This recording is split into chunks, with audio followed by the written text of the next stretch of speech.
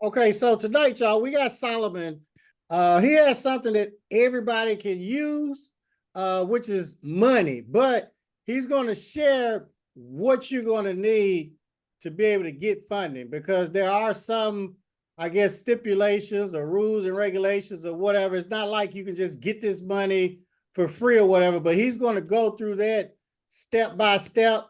I want you all to take notes. If you know anybody that needs funding, even if they don't, they just may want to have it just for an emergency. But he's really going to break this down and let us know what we need to do to be funding ready. So I'm not going to take up any more time.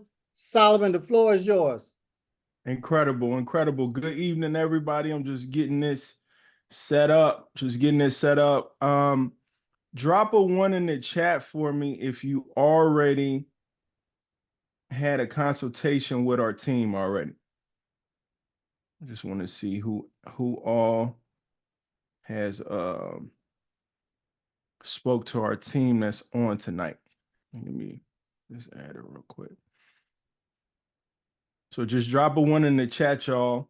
If you already spoke to our team, last little slide up real quick. Okay. So tonight, guys, I'm going to cover, I got a lot to cover actually. But you guys are gonna, when you leave this class, you're gonna understand, what data that you need. It's all about the data, it's all about the structure of your profile. You guys are gonna understand what data you need on your personal and business credit profile, to get money from a bank, from an institution, just in general, right? So here, I'm pulling this up. Okay, so I can share this. Boom. All right. So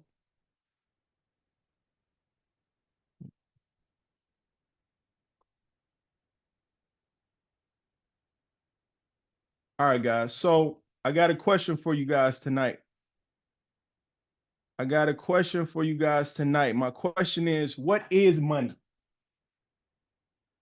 Let me know in the chat, what is money? What is money? What is this dollar that we all working hard for? Y'all let me know. What is money? What's your definition of money? How does money relate to you? Let me see who we got in the chat as everybody start to pop in. Somebody said resources. Somebody says freedom, right? Those are all concepts. Which is fine. You guys heading in the right direction.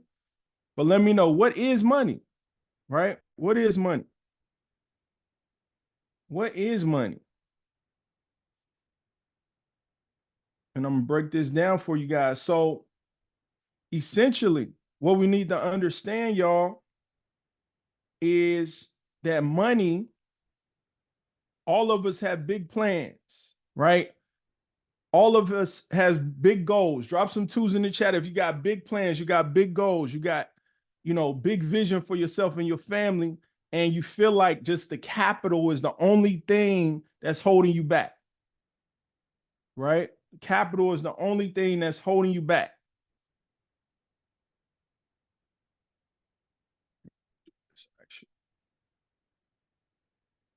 Give me 1 second, y'all. I'm about to switch this thing up real quick. I'm actually do this. So for most of us, money,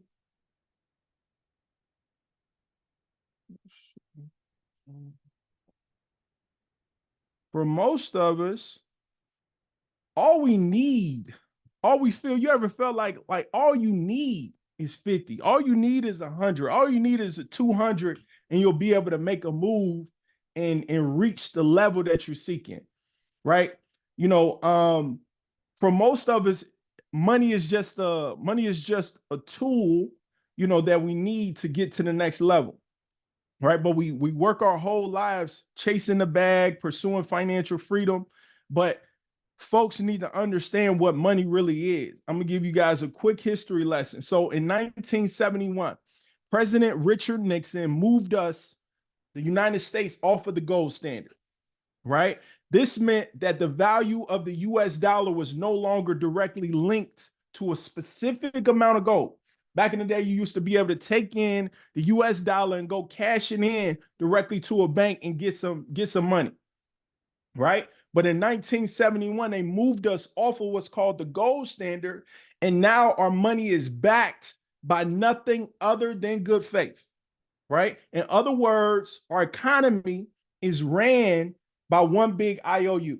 And it says that if you whip out $1 bill, $10 bill, $20 bill, $100 bill, whatever you got in your pocket, if you whip that out, it says it right on the bill what money is. This note is a legal tender for all debts, public and private, right? A note, the real definition of a note is it's a legal document that is the promise by one party to pay a specific amount of money to another party at a predetermined time or upon demand, right? All money is, y'all, is it's the evidence of a debt or a loan between the two parties involved, right? And at the top of the bill, you'll read, it says the Federal Reserve, right?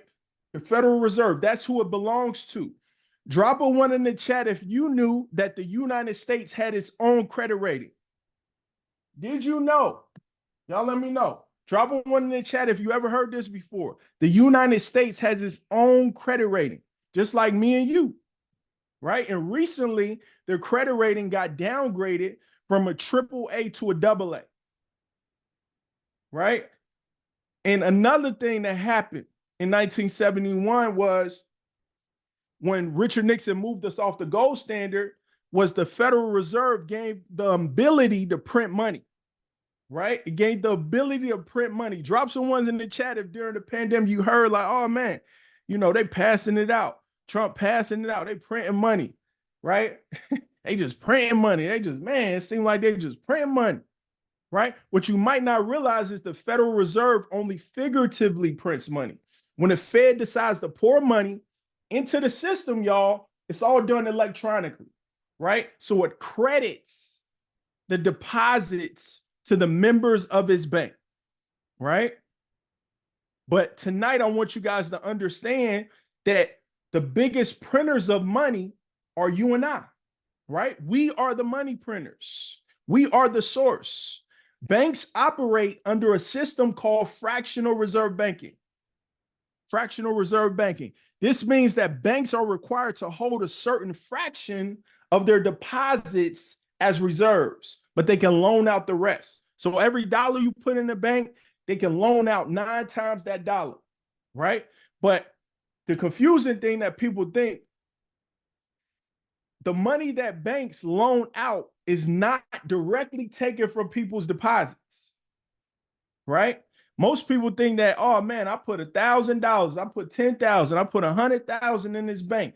They about to take my money and lend the money out of my account to Susie Q that's coming in there to go get a mortgage or an auto loan. That's not how that works, y'all. That's illegal. Instead, the money they loan you is created by you.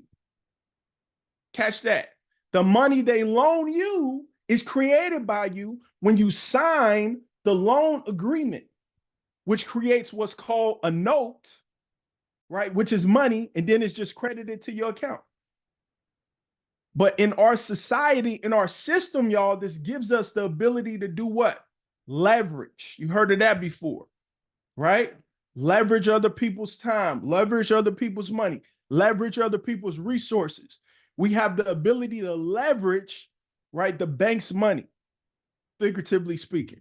So when a bank makes a loan, it doesn't physically take the money out of the vault, right? They ain't moving Brinks trucks from this side of town to this side of town to give us loans and auto loans and different things like that. That ain't what's happening, right? Instead, it just creates an electronic deposit into the borrower's account. And what we have to understand is that the deposit, the money you put in the bank, is considered a liability for the bank. Why, Solo? Because when you decide that you want to take your money out the bank, it has to be there. They have to provide you that money, even if it's a large sum of money, $50, $100, $200,000. They got to order that money sometimes. Oh, we don't have it here. We don't got it in the vault. I'm going to order it, and it's going to take 2-3 days to come. You can come back Wednesday and come get it, right? But what's the value, the real value, the asset is the loan itself. That's the promissory note. That's considered an asset. Drop some twos in the chat, y'all. If anybody has bought a house ever, you ever bought a house, investment property, anything. If you ever bought a house, drop a 2 in the chat for me. So if you guys notice, if you're a homeowner, right, or an investor, you'll know that when you purchase a house, the mortgage that you're qualifying for is with company A, right? Most people think that that's who their mortgage is going to stay with. But once you get in the process, you realize that your mortgage gets sold to somebody else, right? So they flipping that paper. They just flipping paper, right? They flipping paper. They selling it to somebody else to carry the note and service the note and make interest off of the note, right? So the interest that banks charge on a loan is not you paying them their money back because they never gave you money, right?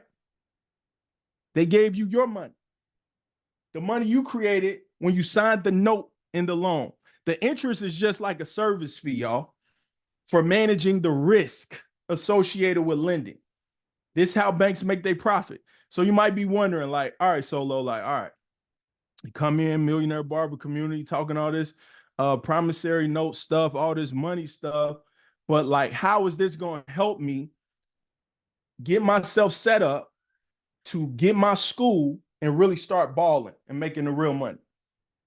What I want you guys to understand that is if the banks don't actually loan you their own money, but instead credit you the money your notes created, right? The question might be, why wouldn't they just approve anybody? Right? Like if it's my money at the end of the day, like why wouldn't they just approve me for the 50,000 that I need to get my school? What's the risk? What's the dangers to them? Drop some ones in the chat if you guys remember the crash in 2007. The housing crash in 2007. Anybody remember that? Anybody remember that? Drop some ones in the chat if you guys remember that. And make sure your chat is switched from host and panelists to everyone when you type it in the chat. Make sure your chat is switched from host and panelists to everyone. Right? Make sure it's switched from host and panelists to everyone. So if you were around in 07 and you remember that crash, what happened is when banks create too much new money by issuing an excessive amount of loans, it leads to inflation, right? And inflation erodes the value of money and can lead to economic instability, right? So example of inflation is, we used to be able to take a $20 bill into the gas station, right? You take your $20 in and you get some good gas off of it. Most of y'all, your tank might have been full back in the day or almost full, right? That's like a week of driving, running your errands and different things like that. That $20 nowadays don't stretch for at all. $20 is going to get you home, back and forth home till tomorrow, and then you got to put some more gas in the car, right? So our money isn't worth what it used to be anymore. This is how inflation works. So excess lending can also lead to economic bubbles, right? Where prices of assets like houses rise and rapidly crash, right? So this can mess up like the economy and lead to like disruptions and different things like that. So what we have to understand that if banks issue loans to everybody and their mama, like they did in 07, you get a loan, you get a loan, you get a loan, without considering their ability to repay, we will likely get a whole bunch of defaults again and crash the housing market, right? It will crash the housing market. In other words, the note you create with them, right? That's the money. It's really only valuable if they believe that you'll pay it. And what can they use to prove that you're going to pay them their money? Drop it in the chat. What happens every time you go try to get a house, every time you go get a car, every time you try to go get a credit card? What do they look at? What do they check? What do they check? They check your credit, right? So think like a bank, y'all. This is what I want you guys to think like. I want y'all to think like a bank. Because when you start thinking like a bank, all this stuff makes common sense. It makes common sense. So we need 50,000 to get our school, right? We need 50,000 to get our school. Let's say you had $250,000 cash laying around. $250,000 cash laying around, right? You hit the lottery, you know, your school running, you know, you can stack bread up, right? You say, man, like this lending thing, you know, the bank's lending out money. I see people lending out money and making money. Let me try this lending thing. Let me see how this work, right? Let me see if this is something I'm interested in, right? You got that 250 laying around, right? So let me know if you think like a bank in this example. Let me know who you lending your money to. We got Tyrone that walk in the bank. We got Tyrone that walk in the bank. Everybody got a Tyrone. Anybody ever lent money to anybody? Drop some twos in the chat if you ever lent money to anybody. You probably lent money to somebody recently and they said like, look, I got you back when my taxes hit. That's the new line right now. It's tax season. Look, my taxes about to hit. Let me hold something until my taxes hit. Right? We got friends, family member like that, right? So Tyrone, for example, has a horrible history and track record of paying back anything, right? We know him in the family. If you give him $20, you give him $40, that's a donation. It's a donation. You never getting that money back, right? You never seeing it again. So I want you guys to think like a bank. Would you lend your money? If you had $250,000 and you had to lend out $50,000 to Tyrone so he can do something with, right? Would you lend your money to him? You let me know. You got $250. He got a horrible track record of paying stuff back, right? What type of questions you gonna ask Tyrone to trust him with that money? You're gonna look at his credit. You're gonna look at his income. You're gonna see who can vouch for him, right? Who mans is this, right? Who can vouch for Tyrone? So we probably not lending money to Tyrone.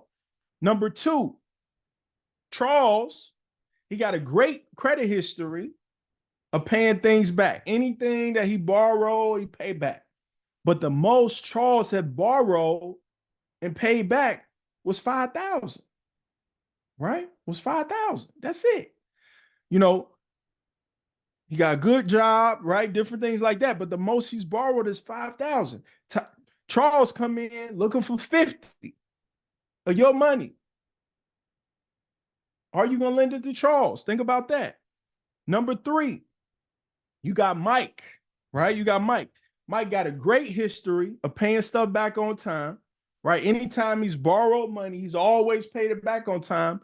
And Mike consistently borrows $25,000. Got $25,000 personal loan, paid that back. $30,000 loan, paid that back, right? He's consistently paid off amounts that are close to that 50,000 that you're looking to lend out, right? Who you gonna lend the money to? We know we ain't lending it to Tyrone because he ain't paying nobody back. If he get the 50,000, he just gonna run off on the bank probably, right? Charles has a good history of paying stuff back, but the most he's ever borrowed was 5,000. But Mike got great history and he's borrowed in that range. So it's not too far-fetched that we can give Mike the money and he's going to pay us back. So we probably, if we think like a bank, we're probably going to lend the money to Mike, right? So what we have to understand about this credit game, y'all, is that it's two main factors that matter the most. Number one is payment history. Anytime you lend money to somebody, you as an individual only lend money to people that's going to pay you back, right? That's what we do. It's your cousin, it's your friend, it's somebody that built up trust and a track record over time showing you like, okay, I need to borrow $1,000. You're going to pay me back when the taxes hit. Okay, cool, right? I trust you, right? You built up that payment history. You shown me that you can do that, right? And then number two, the amounts owed, right? So for us to be able to get $100,000, $200,000, $300,000, we have to have some sort of track record showing that we can handle that type of money. We have to have the cash flow. We got to have different things to handle that type of money, right? But the beautiful thing, what I'm going to share with you guys tonight, is our ability to do this with no doc. So I'm going to share with you guys some strategies. Now, you might be thinking like, Solo, okay, look, I ain't know nothing about this credit stuff. You know, before I met Millionaire Barber, I ain't know nothing about this credit stuff before I met you, and you talking to me, telling me about this stuff. I made some mistakes, Solo, in the past, right? I made mistakes. Things happen, right? Like I ain't know how valuable it was until I needed it, right? We have to understand, y'all, that credit can be repaired, restored, and rebuilt. Credit can be repaired, restored, and rebuilt. With your friends and family member, if somebody ran off on you on years, you probably wouldn't get, you would probably write that person off. But with credit, we can erase those years of bad history and then go to banks, new banks. Because so many banks and so many people out there, they got money to lend, right? So many lenders out there. We can erase that bad credit history, y'all, and clean up that so that we can present ourselves as, you know, owners of businesses, right?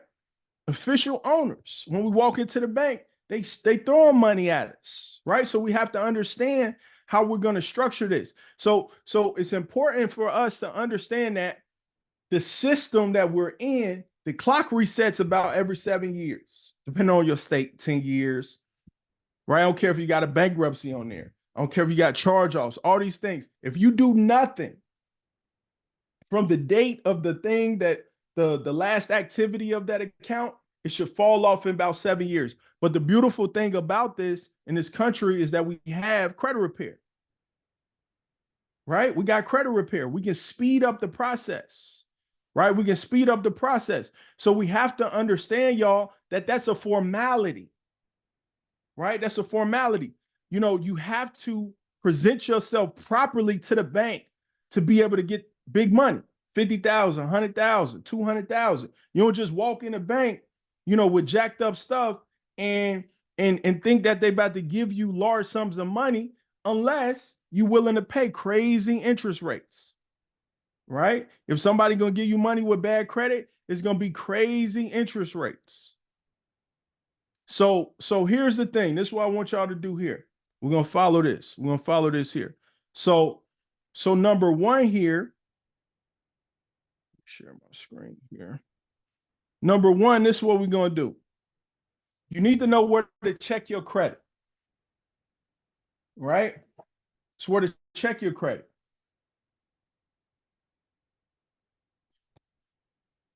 We are looking for what? We're looking for our FICO scores, right? It's called the FICO scores. That's what we're looking for, our FICO scores. Not Credit Karma. You don't see Credit Karma on the list. You don't see those little bank scores, those little bank apps and stuff that we have on our phone. We're looking at our FICO 8 scores in particular, right? We're looking at our FICO 8 scores in particular, right? So these are the trusted websites that I recommend. Experian.com, myfico.com, MyScoreIQ, and annualcreditreport.com. That's going to tell you your FICO scores exactly and show you exactly where you need to be, right? It'll show you exactly where you need to be. Number one, something that we have to work on or may not need to work on, right? Depending on your credit history and where you at, these data points that I'm hit on. Number one is payment history, right? You want to aim for 100% payment history. Banks lend money based on how people treated other people. Just like you lend money based on how somebody else treated other people. If your cousin come to you and say, cuz, let me hold $1,000, right? But they just ran off on your aunt the other day. Man, Rodney owed me some money, right? That's going to put out a bad word in the family. And you're not going to lend Rodney that money because he ain't do good business with Auntie Tracy, right? That's how it works. So we have to clean that up. If it ain't 100% or close to it, we got to clean that up. right? How business credit works, y'all. How business credit works. Let me see if I'm gonna get to that tonight. I think I got this on the slide. How business credit works, y'all, is you can't have any late payments in the last 2 years, right? So write that down. I don't think I got a slide for this. Can't have any bad late payments in the last 2 years, right? Minimum, 2 years minimum to get business credit, right? Number two here is amounts owed or utilization, right? Folks might be dealing with utilization issues. If you're dealing with utilization issues, we can help you. I just talked to somebody earlier, or my staff talked to somebody earlier, and had like a 640, but they was dealing with high utilization. We can play with that. We can do some things to get you, approved for some capital if that's all that's wrong with your credit, right? Ideally, you want under 30% on each credit bureau. Each credit bureau, and then more specifically, under 30% on each account, or each credit card that you got, each line of credit that you got, right? Under 10% is great. 6% or less is excellent. That's where we need to be. The next one is length of credit history. We can play with things and kind of manipulate the credit profile, especially if you're starting over, if you're starting from scratch, you're building up from scratch. We can manipulate the credit profile into a manner to where we can get high credit age, right? So one of the websites you guys can use here is Tradeline Genie, tradelinegenie.com, right? It's just a little screenshot from Tradeline Genie. But as you guys can see, these authorized user trade lines are cheap. It's about the cheapest on the market that you'll find. $150, $200, $300. This is the cheapest on the market that you'll find, right? So it's two different things. We're going to talk about primary trade lines. These are accounts that's in your name that you're responsible for. These are your credit cards. This your auto loan. This your mortgage. This your student loans, right? It's everything on your credit that you pay every month, right? That's a primary trade line. What I'm showing you on my screen is called authorized user trade lines, right? This is a credit card that's owned by somebody else that they pay on time every month, that they probably had for years based on the price and different things like that, right? They had it for years. This one up top says 2010, right? They had that for 14 years, right? So it's a little bit more expensive than the other ones. So that's how that works. Authorized user trade lines are accounts that somebody else is on. This can be your cousin. This can be your spouse. This can be your parent, your aunt, anybody that trusts you. The benefit of this, y'all, the benefit of this is that if somebody adds you to their credit card, basically they're giving you authorized user access, as long as they don't give you a physical copy, right, of that credit card, you can't hurt them.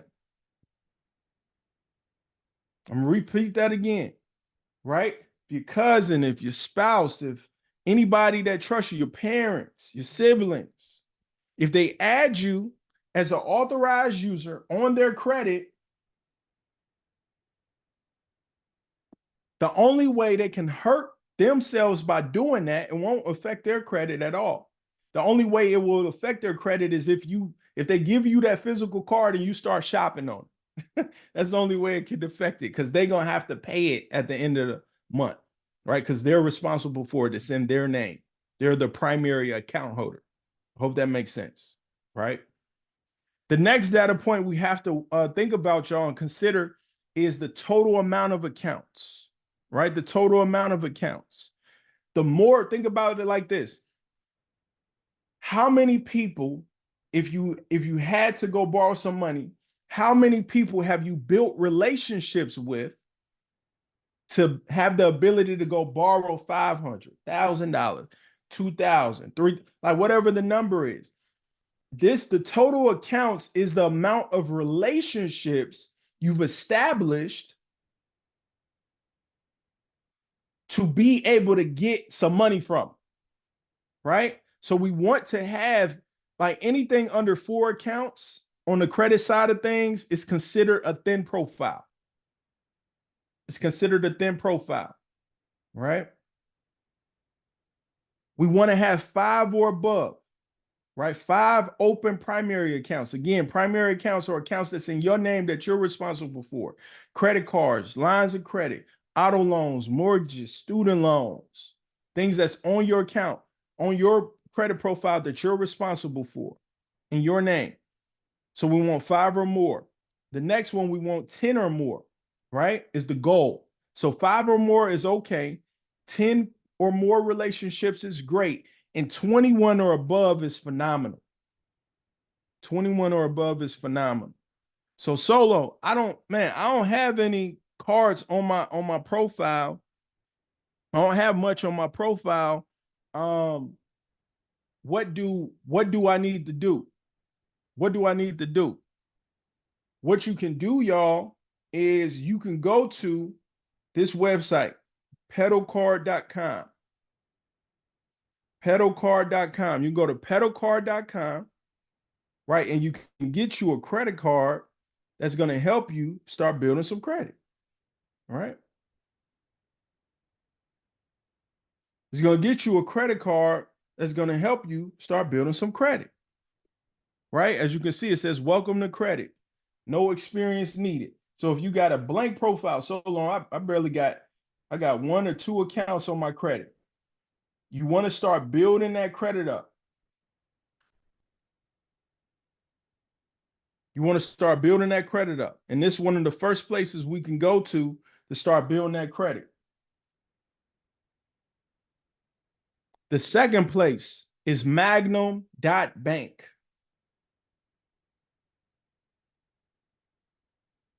Magnum.bank, right? As you can see, guys, this gives you multiple options. This is what's considered an installment loan. Installment loan is a loan that you pay in installments, right? Every month you got to make a payment on it, right? So this gives you an installment loan on your credit profile. See, for $30 a month, you can get $2,000. $60 a month, you can get $5,000. $125 a month, you get $10,000, right?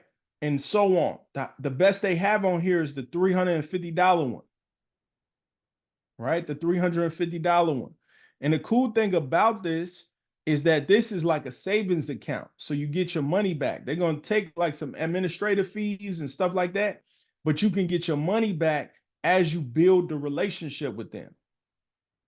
As you build a relationship with them, right? So we had 2 accounts so far. Number 3 is rentreporters.com. Rentreporters.com. Cool thing about Rent Reporters is that obviously you get to report your rent. The cool thing about this is you get to backdate it, y'all. You get to backdate this, meaning that if you lived and rented from somewhere since 2018, 2020, 2021, 2015, right? If you live somewhere, you can backdate that and put that on your credit as a positive primary account. Another hack with this one, second hack. Let's say you don't want to use the place that you live at or you're a homeowner. Solo, I already got a house, man. I don't need to do this. I already got a house. So what you can do, y'all, is you can get somebody else you trust that owns a house to be your landlord, right? And they can say, hey, you know, John, rent a room from me. He's been renting a room from me at this address for 5 years, right? That will allow you to get that 5 years history, boom, directly on your credit. Directly on your credit. Number 4, Tomo. Tomo is another card.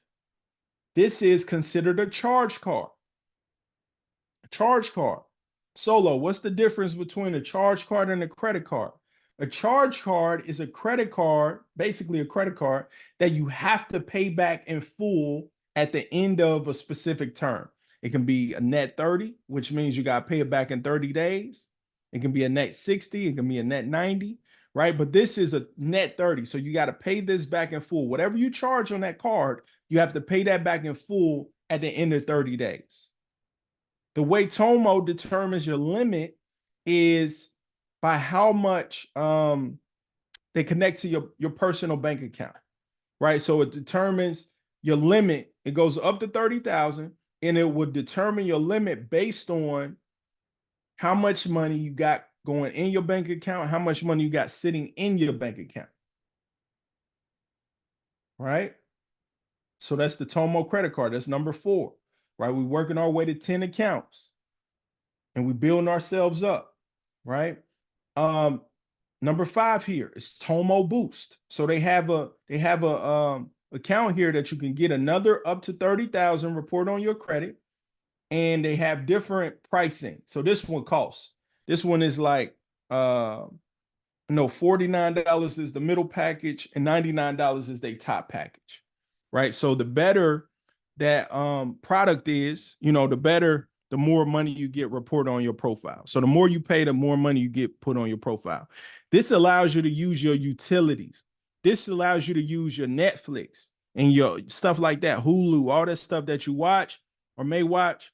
You can put that on here, and that can help you build credit as well using Tomo Boost. Right? Using Tomo Boost. The next one is number 6. This is the Capital One Platinum. This allows you to do a pre-qualification, y'all. This allows you to pre-qualify. It's a soft pull pre-qualify. If you like how much you see on the screen and you accept it, then boom, it'll hit you with a hard inquiry at the end. Right? Same thing with Discover. And Discover and Capital One, they're doing a merger right now. I don't know when their systems is going to switch over, but I just saw that merger announced yesterday. Right? So they're getting ready to do a merger. But the second one that you can put on your credit before that merger hits is Discover It Credit Card. Right? Discover It Credit Card. So now we got what? 1, 2, 3, 4, 5, 6, 7, right? The next thing we could do, y'all, is start building relationships directly with credit unions, right? I primarily like using credit unions because they allow you to get multiple products with one hard inquiry. Multiple products with one hard inquiry. So you got number 1 that you can start building a relationship with is with NASA. They have what's called a share secured loan. A share secured loan. All that means, anytime you hear secured, that means you got to put up your own money. Anytime you hear secured, that means you have to put up your own money. So you decide how much money you want to put up.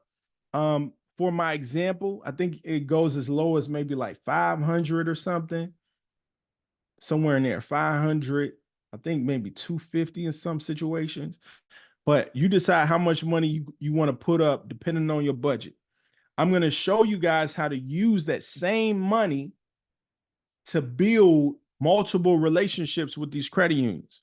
Number 1 here, right? For example, you go to NASA, you take them $2,500, right? You take them $2,500, right? Take them $2,500. You put that $2,500 into a savings account. $2,500 into the savings account, and write down all your questions, y'all. I got a lot to cover. Write down all your questions. I'm gonna cover it all in the end. I'm gonna get some Q&A here in a second. So you take them $2,500, you put $2,500 into a savings account. Then what you do is you call NASA up and say, hey, I want a share secure loan. I want a share secure loan.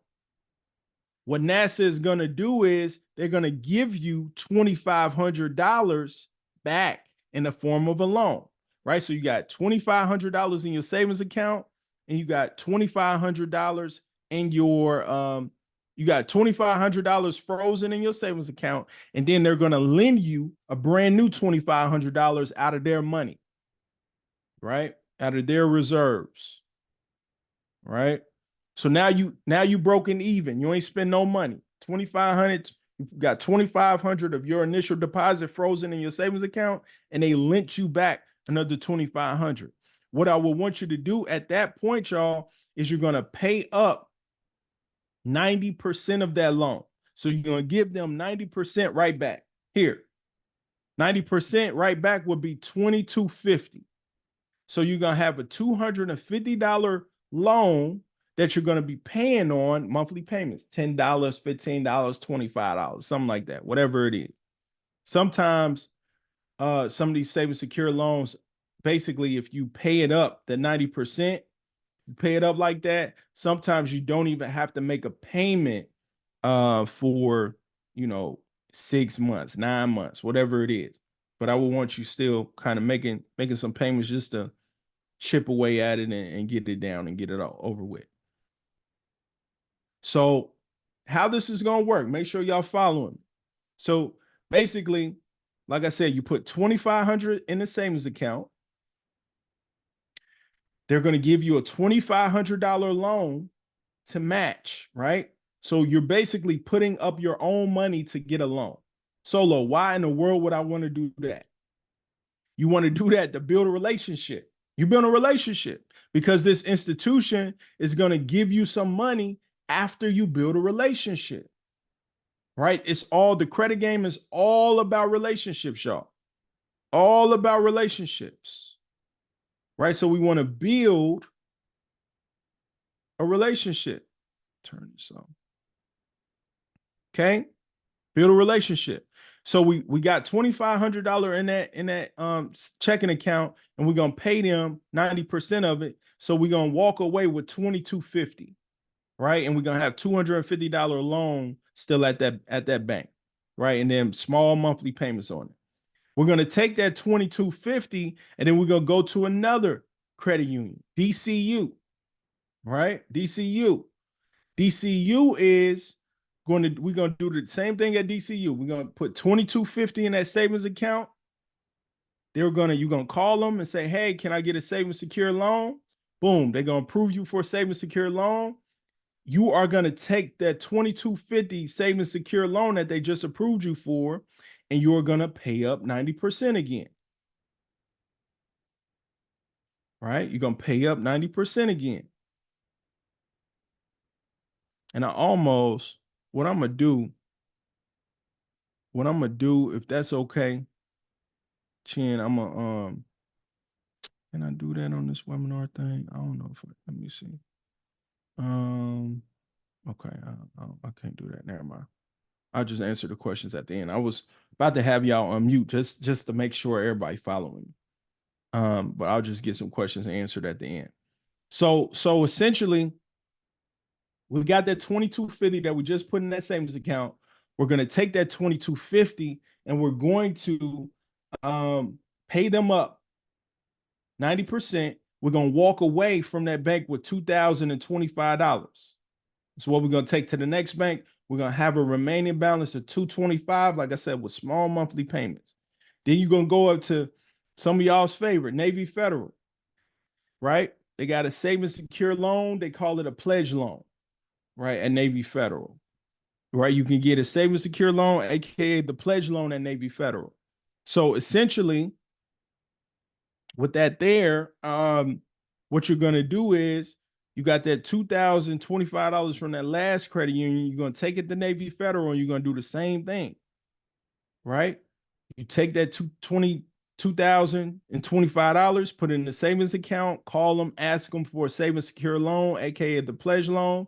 Then you're going to immediately pay up the 90% after they approve you.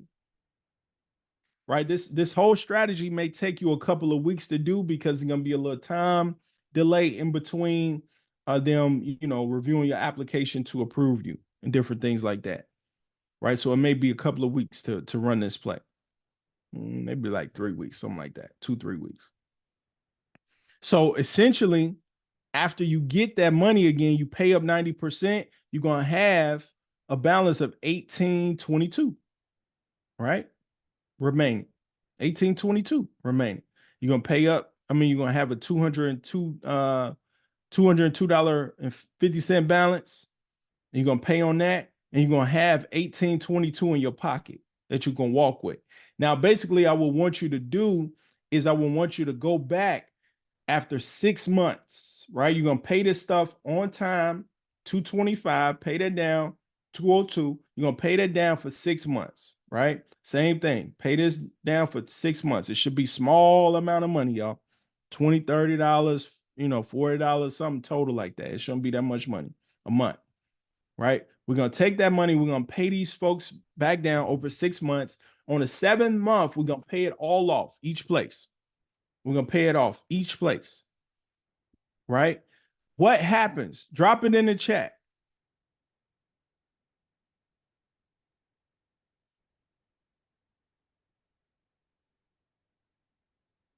Right? What happens? Drop it in the chat. Troy say AAA credit. Yep. AAA credit. What happens is you're going to build 3 relationships. You build in 3 relationships with the same money. You can start with $1,000. You start with $1,500. You start with, somewhere in there. Right? It's the minimum you can start with. But the more, the better. Because you get your money right back. You build 3 relationships, y'all, doing that with the same money. Right? 3 relationships with the same money. And now you can go back to those same institutions and say, hey, let me get a credit card from y'all. Let me get an auto loan from y'all. Let me get a personal loan from y'all, right? Because we built all these relationships. It's everything relationship based, right? So we're going to build those relationships. So that's important. We're going to pay them off. Like I say, 6 to 9 months, about 7 months, you want to knock them out, right? And then you can go back to all these institutions and say, NASA, let me get a credit card from y'all. You're going to do it. Check your rate. You're going to do a soft pull credit check at NASA. NASA allows you to get at least 2 products with 1 hard pull. Right? You can do 2 products with 1 hard inquiry. Now you can start going back and you can start stacking. Same thing with DCU. You can get at least 2 products with 1 hard inquiry. And I want y'all to pay attention because I'm teaching y'all a sequence too. So NASA here pulls Experian, right? NASA pulls Experian, right? So you can get 2 products on NASA. DCU, Digital Credit Union, they pull Equifax. So you can get 2 products from them. Solo, what do you mean by products? Credit cards, personal loans, auto loans, mortgages. That's what I mean by products. You can get 2 products. You can get a credit card and a personal loan. 2 credit cards if you want to from each of these places. However you want to stack it, right? And then Navy Federal, you can only get 1 product with 1 hard pull from them. 1 product with 1 hard pull from them. They won't let you get two cards with 1 hard pull. So now, if y'all count it up, drop it in the chat. What's our total? How many products do we got with how many hard inquiries? I want to see if y'all paying attention. I want to see if y'all with me.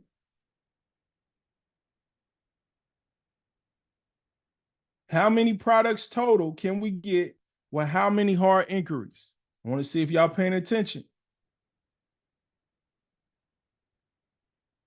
Because I know the beauty industry need this information. I done talked to y'all. I know. We got to get y'all this money. So we got to go through these formalities. Clean the credit up, build the credit up, build the relationship so we can get y'all the business credit, right? But we have to start building on the personal credit first. So we got 5 products with 3 hard inquiries, y'all.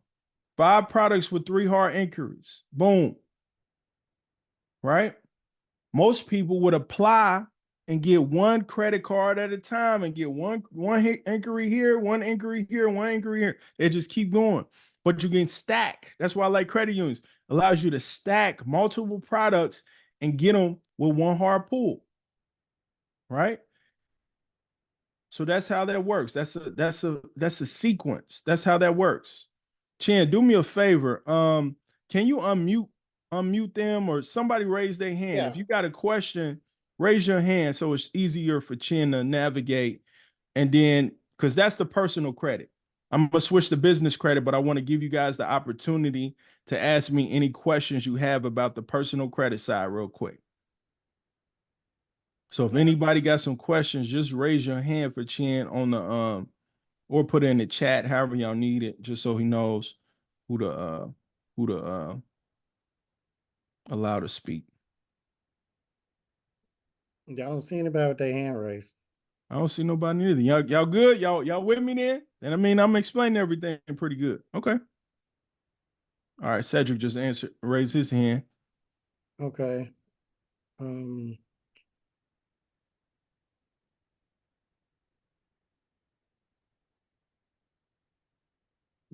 Let's see, Cedric. I got it.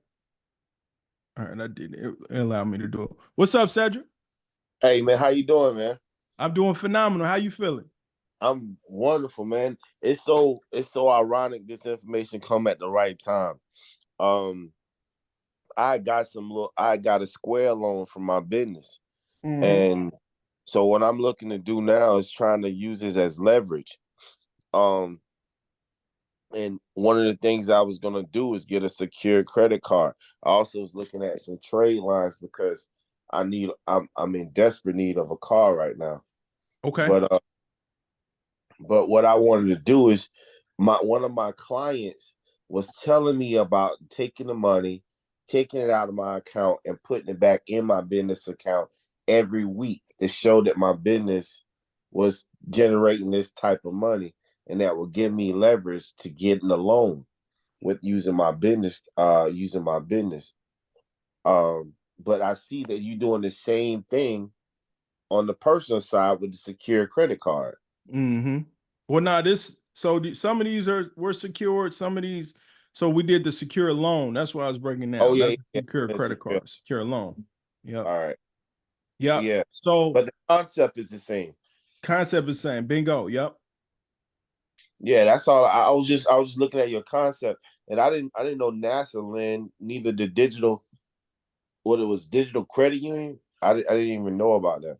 Mm-hmm. Yep. You can get an account with both of them. Yep. And essentially with that strategy, Cedric, you say you're in desperate need of a car. What you can do is you can start building your credit up with some of these accounts, and then you stick that trade line on there, right? You stick a trade line or two on there. And the way trade lines are valued is the more expensive they are, is typically either two things. They either got a high limit or they have old age. You want a combination of both in your situation. You want a combination of both. Now, with all these institutions I went over to, right? You got all these lenders. You want to add some of these on, at least like 4 of them. I would say add some of these on. Then you add your trade line, because the trade line only going to stay on there for about 60 days, unless you get a friend or family member to put you on.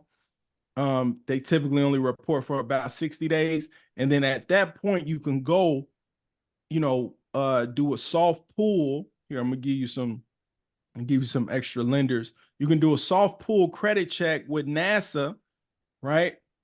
And NASA will allow you to pre-qualify for an auto loan. They'll tell you if they'll, give you an auto loan or not.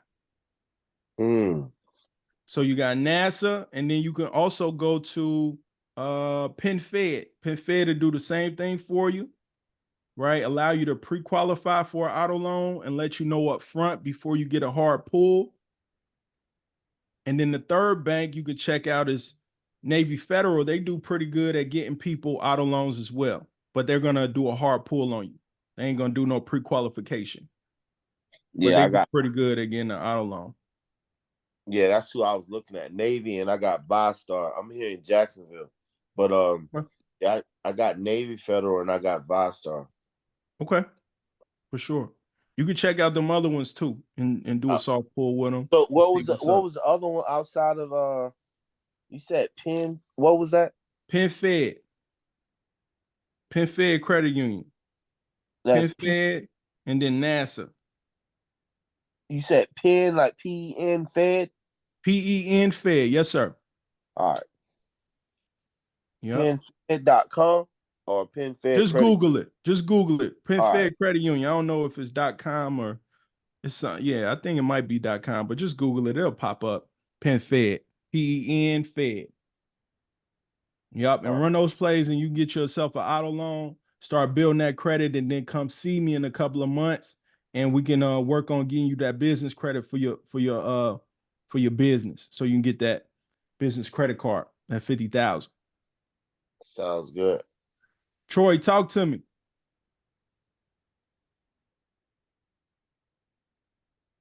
Good evening, fellas. How y'all doing tonight? Doing phenomenal. Doing phenomenal. How you doing? Good. I'm doing well. The information you're giving is truly powerful. My question is, are there penalties for paying off these loans? So if the sequence is 90% down on a loan, leaving that payment of like 200 something dollars, just small payments, are there usually penalties associated with paying it off early or?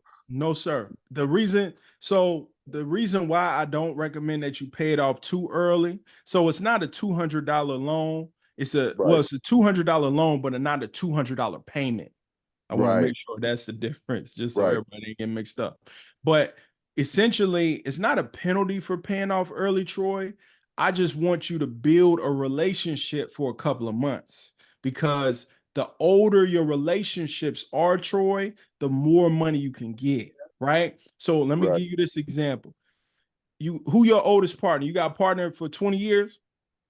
Yes. Homie, right? So he call you, hit you up, and say, Troy, I need $500, I need $1,000, right? You probably gonna lend that person the money way sooner than if I walk up to you, Troy, and say, Troy, what's good? Chan sent me over here to borrow $1,000 from you. Right? You'll be like, who? Chan just doing what? No, I ain't lending you $1,000, right? So it's all about relationships, right? So the older your relationships are, the more capital you can get, right? So the older your relationships, the better your relationships are with a bank, with a credit union, the more money they're going to give you. So that's the concept. I want you guys to really hone in on that, think like a bank concept, right? Just so everything just click, but yes, sir. So I want you to at least keep it for 6 months, ideally, Troy. You can pay it off early. You can do 90 days if you want to, but for the maximum benefit, I would like for you to keep it for about 6 months. Okay. We're looking at how on the display, it was saying 10 is at a good place to be of active credit lines. 5 is good, but 10 is great. I believe I'm at that place where I have 10 at least, but I want to be strong enough when I go try to get business financing to go get 200,000, 250,000, be strong enough with even newer lines of credit by using this sequence that you just mentioned. So yeah, that's a diamond. That's a jewel, brother. I really do appreciate it. I'm staying plugged in. Thank you. My pleasure. My pleasure. All right. Let me see. Anybody else got any questions? I got a Discover card and it's been the worst. My credit score has gone down drastically. Miss Amina, you probably using it wrong. That's it. You telling me that you using it wrong. You either got it maxed out and letting it report. You missing payments on it. You doing something wrong with the credit card, because the credit card ain't gonna beat you up if you take care of it. So you're doing something wrong with it. I don't know what you're doing. Could be high utilization. If you got a $500 limit on it and you keep it at $250 every month, that's gonna mess your credit up. That's gonna drop you down. That's gonna drop you down. All right. Anybody got any more questions? Y'all straight? I'm gonna move on to this business side real quick, Chin. I don't know how much time I got. You let me know. You got all the time in the world. I ain't got nothing but time. Suave asks, what's the limit you have? What you mean by that, Suave? 10% max is what I spent on mine, and I don't carry a balance. He was asking her. Yep, that's good advice. He said he don't, 10%. Well, you can use, so the thing is, Suave, so oh, my bad. I don't get the opportunity to be able to charge. I'm always going over 30% before I know it. It's too much to keep with. Yeah, you got to manage in this economy, man. You definitely got to manage it properly, right? You got to manage it properly. Don't let the credit card, beat you up. Use it as a tool, right? Use it as a tool.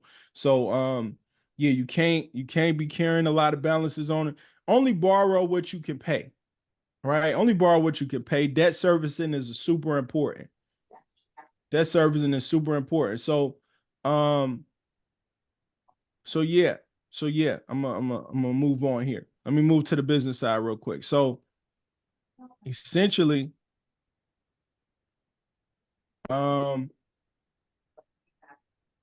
y'all, we have to understand here. What we have to understand next is, let me see here. What we have to understand next is entity formation. Solo, I got an LLC. Why do you got an LLC? Solo, I don't got nothing set up. I'm operating, under a sole prop. I'm running a sole prop. I've been cutting hair the last 10 years, 20 years, and I'm operating under a sole prop. We got to get you set up something, at least the LLC, at very least. So we have to understand entity strategy. You mentioned repair earlier in the combo. What can be done? So yeah, so what I want you guys to do is tap in with my credit repair partner. I'm gonna share his website in the chat. If you need credit repair, this is who we're gonna send you to. I'm gonna drop his website in the chat. Info at approve. Let me see. Info is an info dot approve. Let me see. Info dot approve repair.com. It's my guy Josh Rico. He a Cuban brother, but he does quality work. I put my name on him. Credit repair is a process. It ain't something that happens overnight, but we have to be patient with this so we can get the bag from the bank. So it's a process that we have to go through, right? So this is the website, info.approverepair.com. He got a lot of receipts, right? Like I said, I put my name on him, that he does quality work, right? I don't know who you dealt with before, what you've been through. Credit repair is a difficult industry to navigate and stuff, but like I said, he does quality work. And this is my credit partner, my guy, Josh Rico. He a Cuban brother, but he'll get you right. He'll get you right 100%. Get you right on the credit repair side. So that's who I refer for credit repair. After you go through him, get yourself cleaned up, then you can come holler at me to get yourself the funding that you need to get, your school, right? So essentially what happens, guys, is we have to understand entity formation, right? What type of entities we got. Sole proprietorship. This is the simplest and most common form of business ownership. It is not a separate legal entity from the owner, who assumes all liabilities and all debts. The pros of a sole proprietorship is its ease of formation, complete control over decision-making, and simplified tax reporting. However, for business lending purposes, sole proprietorships may face challenges since personal assets are not separated from business liabilities, making it riskier for lenders. So you want to get yourself upgraded from a sole proprietorship as soon as possible, if that's the structure you have. Partnerships. A partnership is formed when two or more individuals agree to run a business together and share its profit and losses. Two main types of partnerships. You got general partners and limited partners. An example of a partnership is, let's say, for instance, you decide that you want to start investing in real estate, right? You've been doing it for 10 years, 20 years, 5 years, and done well for yourself. You decide that you want to start raising money from other people, right? Those people give you 10, they give you 20, they give you 30,000, but they're not the ones running the project. You are the main person. You the general partner. You running the project. You making sure the flip come out right. You making sure people get their money back right. Right? The limited partner is the person that just gives you the money. They don't make no decisions. Right? So that's an example of a partnership. A LLC, a limited liability company, provides a flexible business structure that combines elements of partnerships and corporations. It offers limited liability protection to its owners, meaning their personal assets are typically shielded from business liabilities. This separation of personal and business assets can increase the likelihood of obtaining business loans. Additionally, a LLC can choose its tax classification either as a disregarded entity, partnership, S corporation, or C corporation. This flexibility allows for various tax advantages and planning opportunities, right? LLC is super common. It's what everybody named mama used. This is another structure, the corporation. A corporation is a separate legal entity from its owners and shareholders. It offers the most robust liability protection. Shareholders' personal assets are typically shielded from business liabilities, which can enhance business lending prospects. However, forming a corporation involves more complex legal and administrative requirements compared to other entities. Corporations can be classified as C corps, S corps. C corps face potential double taxation and all that stuff, right? You got to talk to a tax person about that stuff when it comes to corporation. But C corps are the easiest to build business credit with, as credit agencies tend to rank them higher, right? The credit agencies tend to rank it higher. The last one here is a cooperative. A co-op is an entity owned and operated by a group of individuals or businesses who use the services. A good example of this one is like those little I wouldn't say little, but it's like let's call it an apartment complex, right? That has condos in it, right? That could be considered like a co-op, right? Housing associations, farmers, retailers, different things like that, right? Shared decision making, reduced costs, purchasing power, equitable distribution of profits. However, obtaining business lending for cooperatives may be challenges due to perceived higher risk due to cooperative structure and potential limitations on the individual member liability. Here are some popular formation states. We got Nevada, Delaware, Wyoming, Texas, and Florida, right? The reason why people set up in Nevada is it has no state corporate income tax. Nevada does not impose corporate income tax, making it attractive for businesses seeking tax advantages.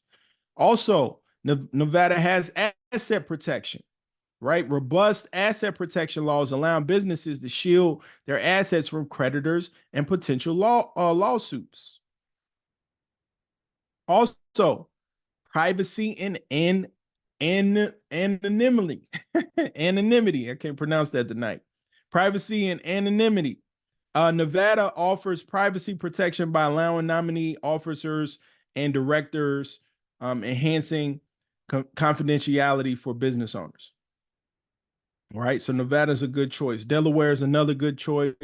Has a well-established and business-friendly legal framework, including Delaware General Corporation Law. Its court system is renowned for its expertise in corporate law matters, providing predictable and consistent decisions. Offers good privacy and protection. Its flexibility in structuring.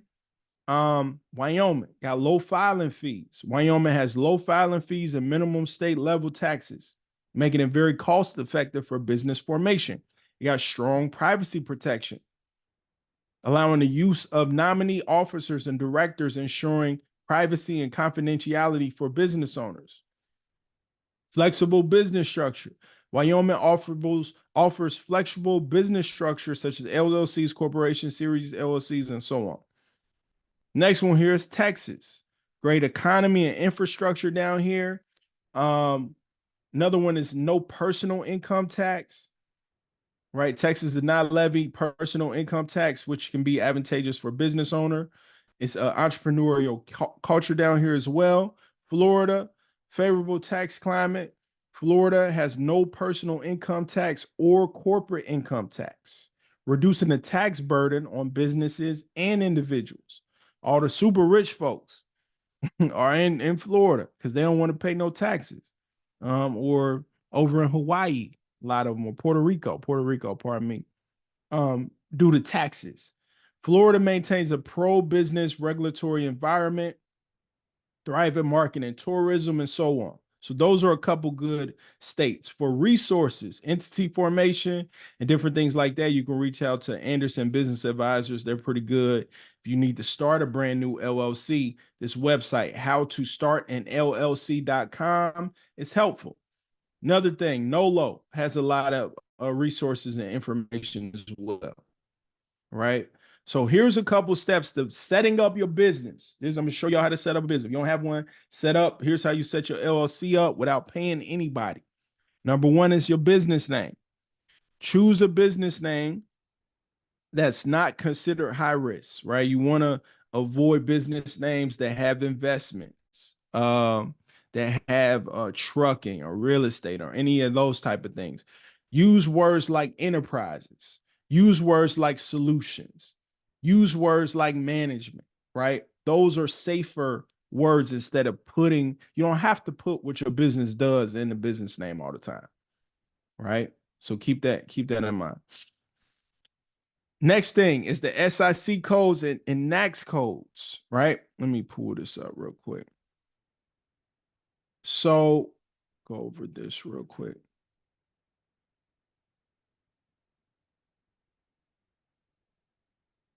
So the NAICS codes, y'all, is just entity classification. It's how the government classifies your business. The safe ones that I like is marketing is a good one. You can do 541613. Another one that I like here is training, right? You can do professional and management development training. That's a pretty good one. And then you got consulting, right? Consulting is a popular one. You can do human resources consulting, administrative management, general management consulting services, marketing consulting services, right? Those are the entity or the NAICS codes that you can use that are safe and good to use just in general, right? So next thing here, your business address, right? Your business address. You should try to set yourself up a virtual business address. You can Google like virtual, somebody give me a city. Drop it in the chat for me. Somebody drop a city in the chat for me real quick. I'll show y'all. Drop a city in the chat for me real quick.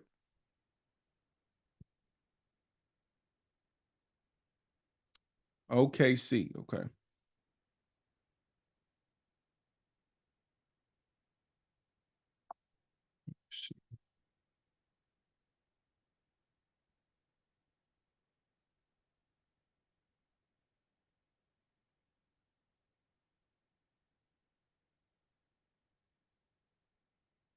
Right. So let's say, for instance, we are looking at some offices in Oklahoma City, right? So what we want to avoid is Opus. What we want to avoid is iPostal One. What we want to avoid is Regis, right? I know y'all heard on the internet, right? And everybody and mama told you to do that to set up your business. But what you want to do, y'all, is you want to avoid those because why? Everybody and their mama using those addresses. Everybody in OKC using Opus. Everybody in OKC using Regis. Everybody in Atlanta using Regis. Everybody, you know what I mean? Like you don't want to be grouped in with those people. So for example, I might check out this one, Nicole's Hills Executive Office, right? Is they selling this? Saying what I want. I don't want it to be sold. We want a virtual office from you. Let's see. This other one I see is Executive Hub. Right? So we can hit them up and see what type of virtual office services they offer. I don't really see it online here. I would just call them. Contact. Let me see here. Yeah, I don't really see it. Okay. So that might be a place, right? So you just want to choose places that aren't like super popular, right? This only got 6 reviews. It's probably a newer place than, the Regis, that's been established for a long time, the Opus that's been established for a long time, 7 years plus, right? So you want to just use the virtual address that's less likely for everybody and their mama to use, because what I've been seeing happening, y'all, is that banks have been turning people around, right? Banks have been turning people around like, man, that virtual address ain't good, right? Another thing you can do, you want to make sure that whatever virtual address that you choose isn't considered a commercial mail receiving agency, right? So you just Google, what you do is you Google your business address with the post office.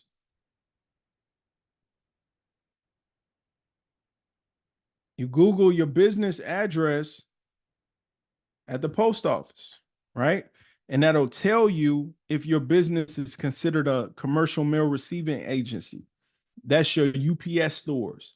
That's your Staples stores. That's your any type of mailing store that has those virtual offices and stuff, like virtual address mailboxes. You want to kind of stay away from those. You want to kind of stay away from those. So I didn't know, this one of my old businesses back in 2019 now open, and I didn't know no better. So I ran into some problems. So like I said, look for local virtual office companies. Number 3 here, phone number, right? You can use Freedom Voice, you can use Culture, you can use Ring Central, you can use Go High Level. I don't know if anybody is using GHL or what Chin would teach you guys as far as like automations and different things like that, but you can use stuff like Go High Level. They use Twilio. You can set up automations to follow up with clients, you know what I mean, and remind people to book on your calendar, right? Remind people that they got class whenever they got class, right? Different things like that. Remind people that they payments due. All type of different automations that you guys can set up, using Go High Level and different things like that. Register agents are fine. Register agents are fine. You said, what if my state doesn't accept virtual address at all? What state is that, Troy? What state is that? Because I don't know what's up with that. I ain't heard about that. But yeah, register agents are cool too. Register agents are cool. It just depends on where you go. It might be more expensive than just doing a virtual address. Websites, right? You can do like GoDaddy.com, Fiverr.com, to set up a website. You don't got to complicate it there. And you would like to have your business set up at info@yourbusinessname.com. Not anything you used in college or back in the day, like Lil Brown thing, 06. None of that. You want professional business addresses or business email addresses, right? Support at your company name. Your name at yourcompanyname.com, right? Business listings. You list your business, listyourself.net, Google, Bing, Yahoo. All of those are good. And then once you set up all that, y'all, then you can go get your LLC. Then you can go get your EIN, because you'll have the telephone number, you have the address, you'll have the business name selected, everything that you need to put on that LLC, everything you need to put on that EIN paperwork, right? If that makes sense. Next thing, 3 C's of business lending. We got credit, capital, and collateral, right? Your cash flow is your capacity, right? That shows the lenders your ability to generate and sustain cash flow, right? To repay a loan, right? It's basically, they're going to look at it for debt servicing and look at historical financial statements, income statements, balance sheets, cash flow statements, and so on, right? This is just your business's ability to generate and maximize cash flow. Number 2, collateral. This is assets, right? Either you got some money sitting in the bank that you can collateralize. You got a 401k, you got a house, you got stocks, you got bonds, you got assets, right? So banks will also consider lending based off of collateral, right? If you have some money and stuff put up, right? Credit is the third factor. Lenders will look at the owner's personal credit and the credit of business to determine two main factors: if you're in good standing with previous lenders and how much they loaned you before and how much you paid back. Right? Bank ratings is super important. Right? So you got personal credit, you got business credit, and you got banking credit. Personal credit, business credit, banking credit. Right? So your bank ratings, they operate in 90-day cycles every 3 months. This is your business's bank account, and it shows the lenders how you manage cash flow. Right? Lenders want to know how much you're capable of handling when they give you a loan, right? When they give you debt and you have expenses and different things like that. You want to avoid non-sufficient funds, your business account going negative and stuff like that. You want to avoid that, right? And like I said, you want to do this over a 90-day period. This is for like relationship banking. This is how I would think of that, relationship banking. Next one here, 3 ways to build a strong banking rating. First component is your balance rating. This rating is your average minimum daily balance maintaining your account over the last 3 months. Second component is your bank rating cycle, which is 3 months. You want to have at least a low 5, which I'll show y'all the numbers in a second. And then number 3 is it's about how you manage your account. You don't want any bounce checks, and bad relationships and stuff. You don't want to do bad business. You want to pay a bank. If you go under or owe them, they close you out, pay them back. Take care of them. Dun & Bradstreet, right? Dun & Bradstreet, this is how you get your DUNS number if you don't have that already. You can get your DUNS number by going to dnb.com. dnb.com. So you go over to dnb.com, then you go to DUNS number lookup, right? Because some of you guys may even have a DUNS number already. Go to DUNS number lookup and you do DUNS number lookup tool, plug your business information in, and it will tell you if you got a DUNS number or not. If you do have a DUNS number, it will give you the number. If you don't, it'll allow you to create one, right? The DUNS number is used to build your paydex score, right?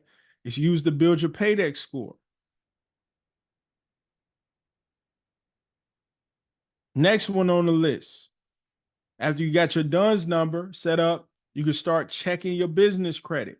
Dun & Bradstreet, nav.com is a good one to check your business credit with. Experian Business and Equifax Business is another one to check your business credit with as well, right? And these are your business scores. Dun & Bradstreet, you want to be between 1 and 100. Your target is 80 or above, right? 80 or above. That means on the business side of things, y'all, like personal credit is ranked on your ability to pay things on time, right? On the personal side, your ability to pay things on time. So if you got a credit card payment due tomorrow on the 22nd, if you miss that due date, the 22nd, and don't pay your minimum payment of $25, $100, $200, whatever the number is, they're going to give you a late fee.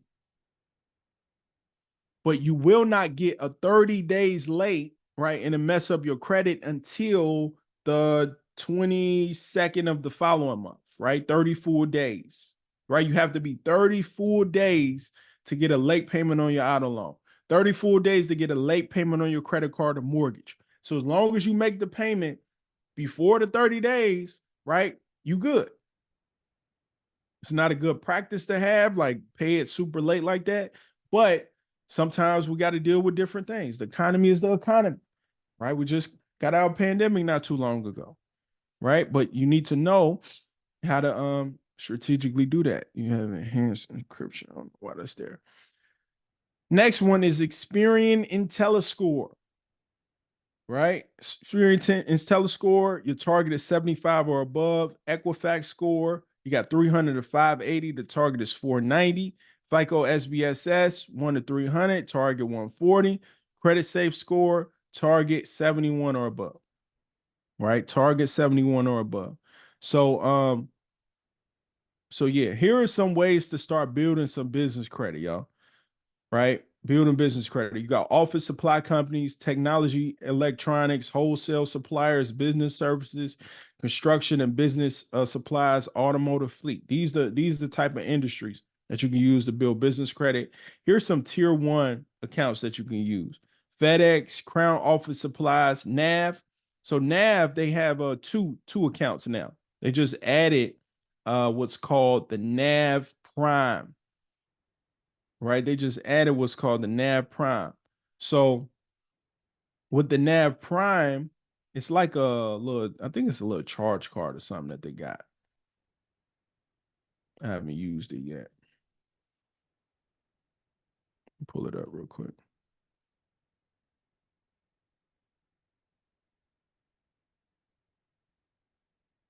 Right? So basically with NAV, you can get 2 things done. You can pay $39 a month and you can check your business credit scores. It's going to allow you to check all your business credit scores. Number 2, you can get this NAV card here and increase business credit scores up to 50% in the first 3 months, right?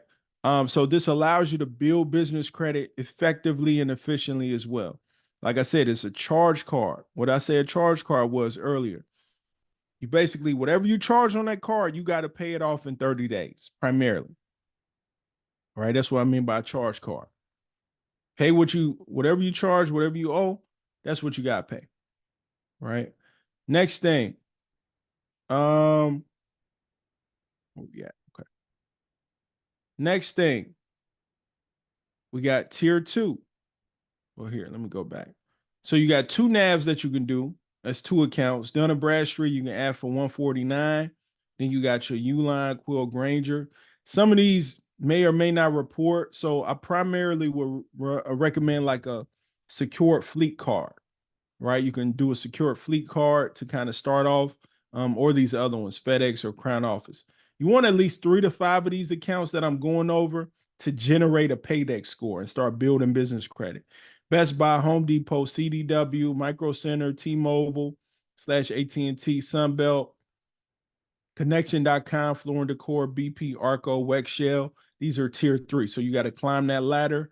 Then you got Ally Financial, Amex, Chevron, Texaco, Dell, and Divvy.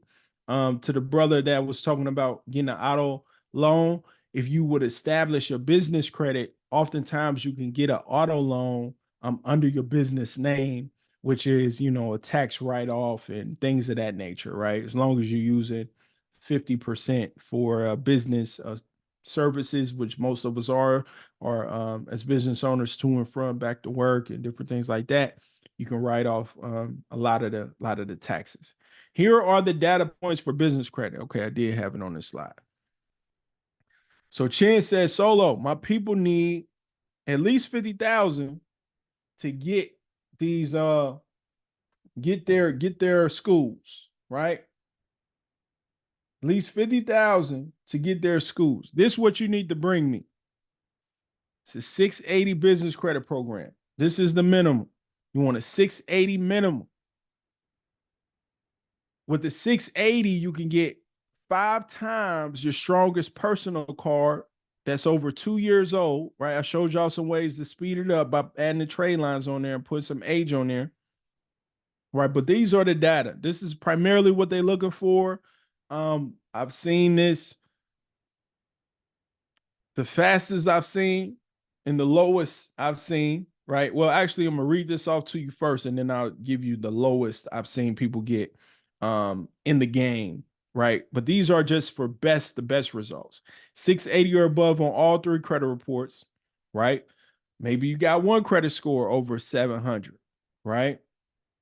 You can get some funding under that one, depending on how you structure. As long as your personal credit is built up, you got a lot of positive accounts on there. Maybe you got 1 bureau over 700. You can get some business credit using that bureau, right? All credit cards, all banks pull different bureaus. Keep that in mind. Number 2 there, you got 2 or more credit cards from major banks. Number 3, cards must be 2 years old. Like I said, I'm gonna give y'all some cheat shortcuts and stuff like that from the data I've seen. $2,500 minimum limit, usage under 35%, no late payments, no bankruptcy, no charge off, no collections, right? You want a clean profile, no late payments in the last 24 months. This is for no doc funding, right? Which primarily is the easiest to kind of come across, right? So the fastest I've seen, let's say you get your credit wiped, right? You get your credit wiped, no negative things on it, you start rebuilding it for 90 days, 4 months, somewhere in there. I've recently had a client where he rebuilt his credit up for 3 to 4 months. We put a couple of trade lines on his profile, and he got the $50,000 in 0% interest. That happened in December, right? So it can happen faster than what's on this list. You just at least have to come with clean credit. That's the easiest way to get 0% interest business credit cards, right? Is what primarily I think would be a great product for any of you all. Types of business credit. So the types of business credit, y'all, is you got a couple different ones. You got real business credit, that's cash tied to it. That's your credit cards, right? They got a limit on it, minimum payment due on the due date. Number 2, that's your lines of credit. It's your lines of credit. It has a credit limit, minimum due on the due date, but you get check writing privileges. You get the whatever that line of credit is on the business side. You get to cash that line of credit, 10,000, 20,000, 30,000, put that money directly into your bank account with no fees. The next real business product is charge cards, right? It's no preset spending limit. Balance paid in full every 30 days, ideally. Number 4 is installment loans, right? Your term loans. This is where you get 100,000, 50,000, and you pay $1,000 a month, $2,000 a month with this interest rate over 36 months, over 5 years, 60 months, however that looks. That's real business credit on the left side. What many of us have been sold, is the fake business credit, right? Retail and vendor credit. That's stuff you can only use with the retail and vendors. Number 2, that's service credit, right? That's credit that you can only use with those services. And number 3 is vendor credit. Net 30, net 60, net 90. These are the ones I just went over. That's starter credit, right? That ain't really gonna get you no bag, right? If you want to really build your school, get you a couple of locations and stuff like that, that's not the credit we shooting for, right? We want real type of credit. And then this is what we got. We got full doc loans, right? This is where they ask for everything. 2 years tax returns, bank statements, W-2s, pay stubs, P&Ls, and so on. You got low doc loans. It's your 1 year tax return, bank statement, W-2, pay stubs, and so on, right? So they may only ask for one of those. They may only ask for 1 year tax returns. They may only ask for bank statements. They may only ask for W-2s, right? And then your business paperwork down here at the bottom. And number 3, you have no doc loans, right? AKA stated income products, right? That's where you want to be. That's where you want to be. Right. So that is essentially, where we want to be. Right. These are our credit cards. These are our lines of credit. Right. Primarily, it requires a personally guarantee. So just good personal credit. If you don't have a good personal credit, you can partner with somebody else that got good personal credit, put them on your LLC and say, Solo, fund this person, so I can get my school. This works best when you have a relationship in place. It's a great option for brand new businesses with little revenue, and it won't require bank statements, W-2s, or tax documents, right? So those primarily are what we want to do. That's primarily is where we want to be at. Now, I am going to answer some questions for you guys. Let me answer some questions for you guys. So, go ahead and raise your hand again so Chin knows who is interested, and so I know too, who is interested in getting some questions answered.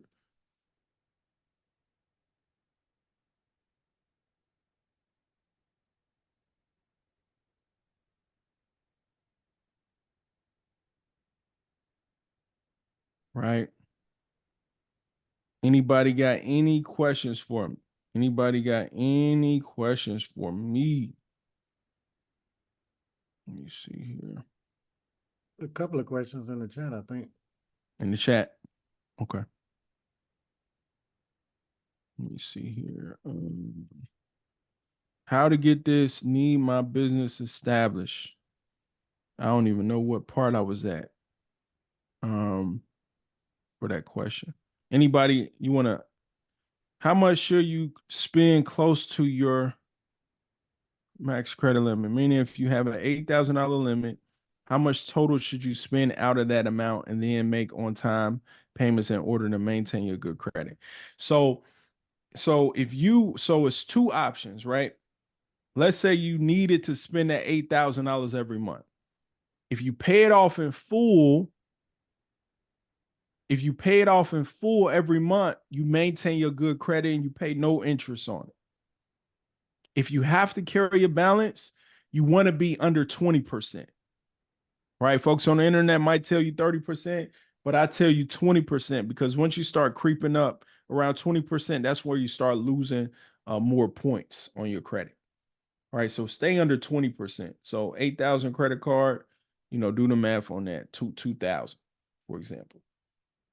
All right, max. And you want to stay under 20% per credit card too. Right? That's a good practice as well. I have NAV Prime, but I don't understand the Paydex number, which is saying 85. What does that mean? So the Paydex score number is 85. That means you're just paying your stuff really good, right? You mean that's basically you paying your stuff early, right? Typically is when you have an 85. You're paying it pretty kind of early, which is good. Building up a relationship. I want to, if y'all raise your hand, I would want to kind of, I'll be liking to talk to people instead of just read comments. Right. Personally, I like talking to people instead of reading comments. So I don't know if anybody just want to raise their hand so they can talk real quick. But Zandra has a question here. With the authorized user, what if the person who has the good credit start creating bad credit? What will happen to you as an authorized user? That's a great question, Sandra.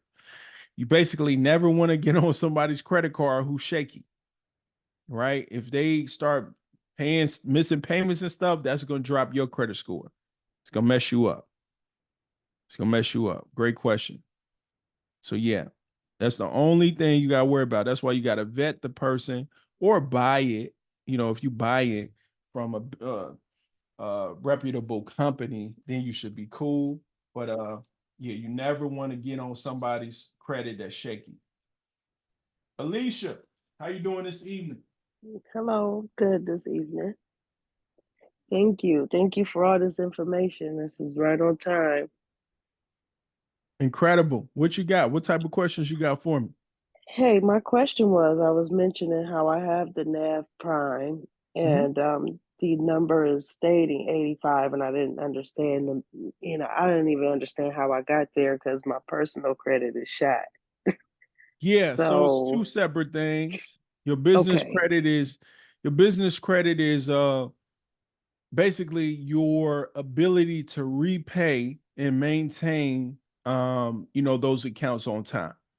Right. So your business credit and personal credit are separate in most instances. Most scoring systems, they separate.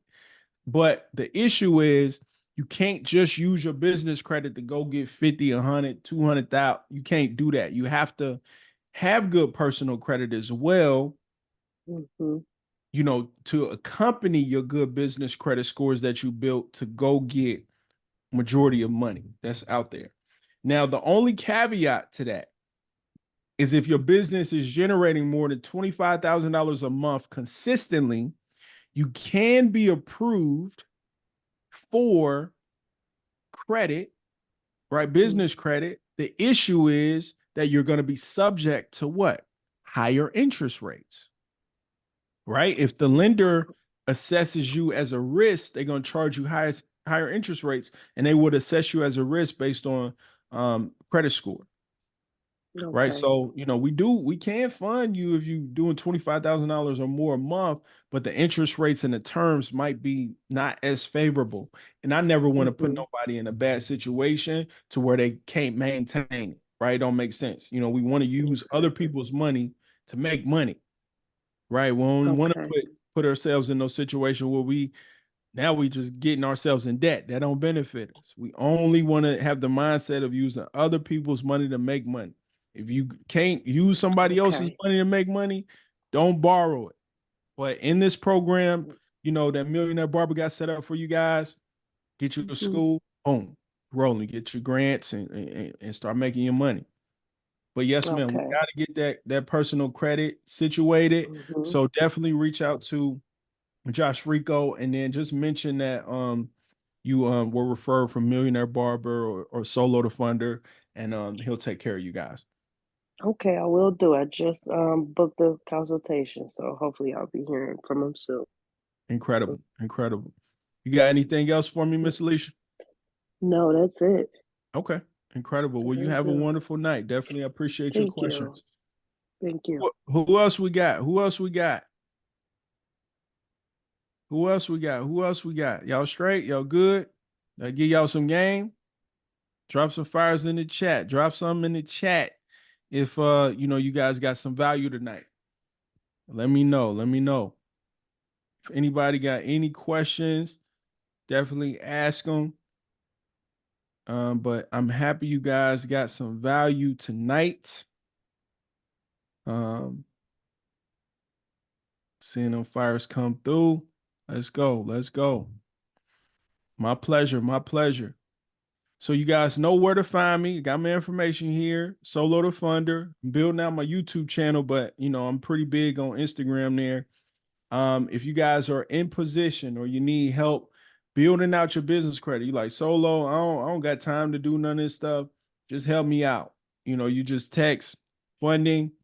Me and my team will set up a consultation call with you and see how we can best serve you.